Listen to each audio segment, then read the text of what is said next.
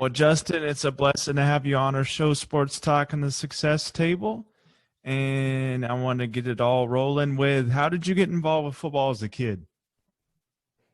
Oh man, football as a kid. I guess I always just grew up watching sports with my dad, and was always interested in sports, football and basketball, especially. And yeah, I got into flag football at a young age, and then seventh grade, I got into tackle football for the first time.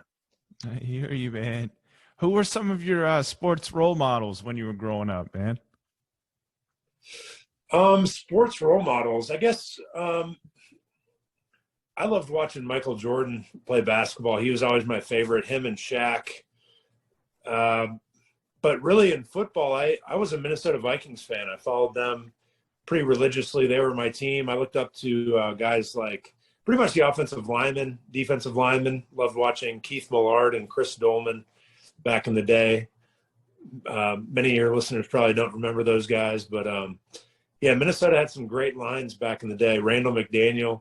So those were my, I guess those were my, I don't know if it'd be role models, but those were the guys that I loved to watch growing up. Definitely, man. So coming from Kansas, what were your expectations going to the next level, the NFL?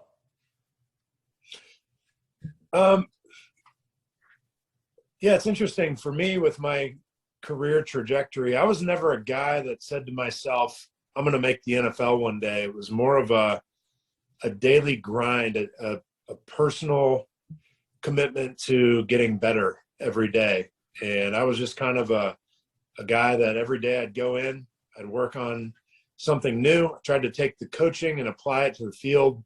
And I was a guy that just got consistently better over the course of my career. So whether it was from high school to college or college to the pros, that was always kind of my approach.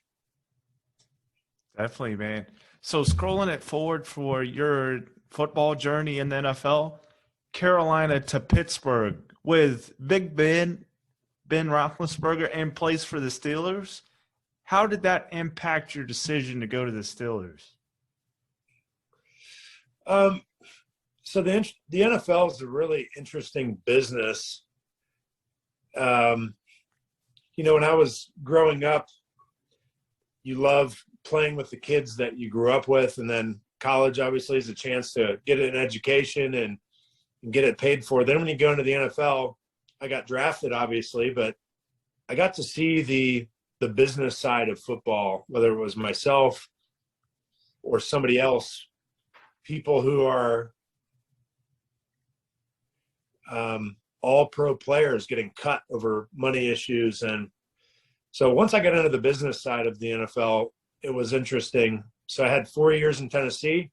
I became a free agent and ultimately decided to leave there. I had similar contract offers from Carolina and Tennessee, but Carolina had initially offered me the contract, and the Panthers were just coming off of a Super Bowl loss. And at that point in my career, they were offering me money and the chance to go back and win a Super Bowl title. So I jumped at that. And after I got injured in Carolina, after a couple of years, I got released. And so my opportunities ultimately came down to my two biggest choices were Kansas City and Pittsburgh. And you know, that was one thing when I sat down with Mike Tomlin and talked to him. He said, I mean, because at the time, Kansas City they were winning like 2 games a year. And the Steelers, what Coach Tomlin told me was that every single year we are in the playoffs. And that's traditionally been without fail almost every single season. But like he told me, we play this game to win championships. He said, you've already got a nice contract, and I'm not, you know, he told me I'm not projecting on you, but he's like, at this point in your career, that's what you should be chasing, the championships, and we're committed to doing that in Pittsburgh. So I guess to answer your question, Big Ben was definitely a factor, knowing that I was going to a team that had a outstanding veteran quarterback, and that was in the prime of his career. Definitely, man. So scrolling into your 6th season in the NFL, how rewarding was it to win the Lombardi Trophy, man? Yeah, um, it was special. It was special for me. It was like I look back. It was like the culmination of a lifetime of work. I've been through plenty of losing seasons. We had 5 losing seasons at Kansas. I tasted some success in Tennessee, and then also had some failures. We had a 4-win season and a 5-win season, and yeah, it was. So I've been through it all, ups and downs, good seasons, bad seasons, but to kind of finally erase frustrations and challenges to be rewarded with that ultimate trophy, it was special. What was unique about that group was that we all came together for this common purpose of doing something great and doing something special. And we really bonded over the course of that year. And we just made a determination. We weren't going to lose. We had a supreme confidence in ourselves. And of course, anything can happen in an NFL game, especially, but we believed that nothing was going to get in our way of that Lombardi Trophy. So it was very, very rewarding. For sure, man. So scrolling it forward for you, when you hung your pads up for the last time, life after football, how have you applied the trials and tribulations of the game to your personal life? That's a good question. For me, most of my career when I was playing, I would say football was everything to me, to the point where it was almost, my entire life.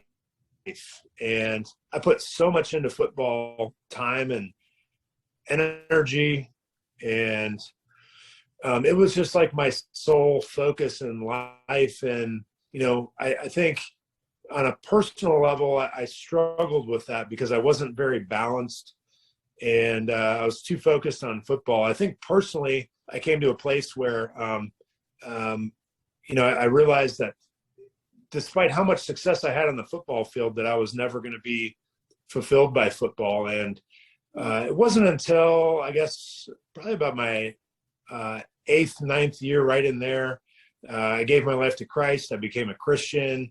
And really, that was kind of a turning point where I realized that football wasn't everything. And, I had a heart change. I changed the way I started thinking. And so it's definitely had a huge impact on, my personal life and the way I see things now. And it's kind of helped me to put things in perspective in life. For sure, man. So my next 2 questions are brought to you by B&D Sports Media. How will the Steelers replace Big Ben? Yeah, that's kind of the big question around Pittsburgh. I think he was there for 18 years, had just a tremendous amount of success. And everybody says, what are the Steelers going to do? And my opinion would be that, as every team is looking for that franchise quarterback, it's the most important position in football. My opinion is that the franchise quarterback is not on the roster right now.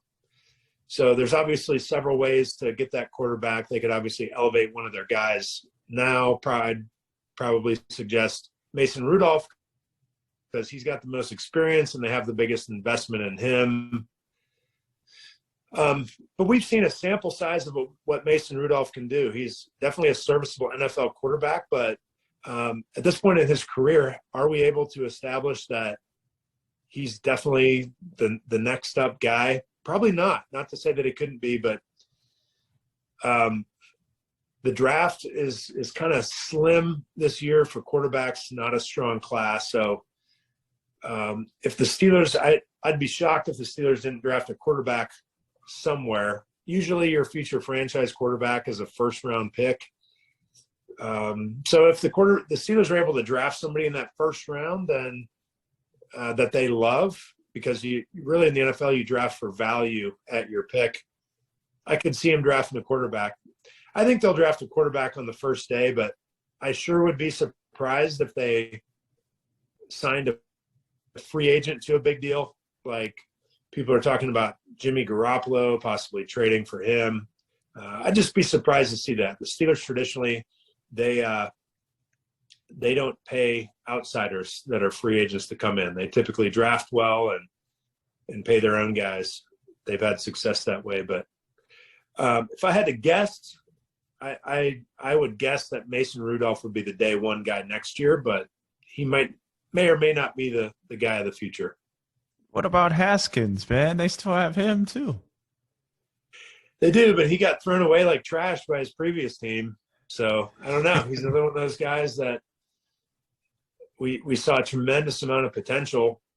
So yeah, he'll definitely be in the conversation. And if he's got it, then he could be the guy. I think it's his third year in the league now, maybe. So I think there's a grace period as a young player, but at some point, everybody in the league will get their opportunity to show whether they are the guy or they're not.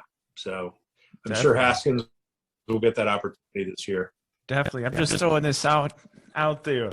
Potentially Steelers going out and going for Deshaun Watson. If they're able to handle those allegations that are against him, I think that would be a good fit for you guys. He'd be a incredible player for any franchise. I mean, that guy is he's an absolute stud. And if the Steelers were to make a move like that, they would have to have a tremendous amount of confidence in that situation, because I have a feeling they'd have to give up a lot for him. So I think that the Steelers are typically very focused on bringing in high character guys. That's important to this organization. Some organizations, not as much. So football wise, it'd be a obviously a great player, but the off the field stuff, I'd just be shocked to see any team trade for a guy that has such outstanding allegations against him that aren't cleared up by the legal system yet. For sure. Another guy that's on the trade block is Russell Wilson. I think that'd be a good one too. He's a high character guy. He is a high character guy, big time. And for whatever reason, he's wanted out of Seattle for a long time. I even just read yesterday that Kyler Murray down in Arizona just deleted all his stuff. Followed the Arizona Cardinals and deleted all his posts. So really, you never know what goes on behind the scenes with these guys. They want a different situation, but the grass doesn't always greener. The way I look at it is these, kind of like Ben Simmons in basketball. You've agreed to a contract. These teams are paying you a tremendous amount of money. Do your job. Do what you agreed to do. But hey, it is what it is. These guys aren't happy. They want to force their way out. I think Russell Wilson would be an amazing fit. And if I'm the Steelers, I'm only going to trade for a guy like that if I think I'm on the cusp of that piece will put me over the edge to be in the conversation for the Super Bowl. And I think the Steelers' defense is Super Bowl worthy defense, but offensively, I think they're in shambles right now. They have a few nice pieces on their offense, but their offensive line is extremely young and inexperienced. They've got a nice running back, nice young tight end, but I think they need a few more playmakers that are reliable on offense, and of course the most important piece is that quarterback. For sure. Hey, we'll have to see in the offseason, man. Well, yep. Justin, it'll be interesting. Definitely, man. Hey, before we go, where can my audience find you on social media, and who do you have winning the Super Bowl, man? Fair enough. Social media, maybe you can just search my name, but I'm jwig62 on Instagram. And Super Bowl wise, I don't really do any other social media. But that's about it. But Super Bowl wise, I am pulling for the Bengals. Interestingly enough, one of my biggest rivals and best friends to this day, his name is Jamie Burrow, and he's the older brother of Joe Burrow. So I've got a longtime connection to the Burrow family, and so I'm hoping they do it from that standpoint. But I don't care for the Bengals, but I'm going to root for them. The Rams, they've got a stacked team for sure. They do. So they went all in. They went all in on signing all kinds of free agents, making some deals, and so that's the kind of thing I'm talking about. You go all in. They put all their chips in. I don't expect the Rams to be good in a few years, but this could be their year. For sure, man. Well, Justin, it's been a blessing to have you on our show, Sports Talk and the Success Table, and we'd welcome you back for another one, my friend.